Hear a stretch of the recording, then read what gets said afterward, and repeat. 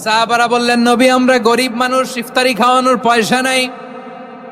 আল্লাহর হাবিব বললেন, ওয়ালাউ বিমাজকাতি লাবান, এক ঢোক দুধ, ওয়ালাউ বিতামরা, একটাও খেজুর, ওয়ালাউ বিশারবাতি মা, এক ঢোক পানি খাইয়েও যদি কারো রোজা ভাঙাও, তারপরে ওই সওয়াব তোমার আমলনামায় দিবে কে? তাহলে মুক্ত হস্তে দান করুন, 4 নাম্বার। 5 নাম্বার হচ্ছে কদর তালাশ করুন, রমজানের সবচেয়ে দামি সময়।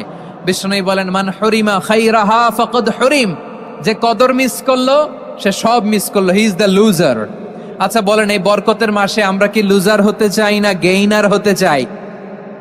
সবাই বলেনি, বলেন এই রমাদানে আমরা লুজার হব না গেইনার হব?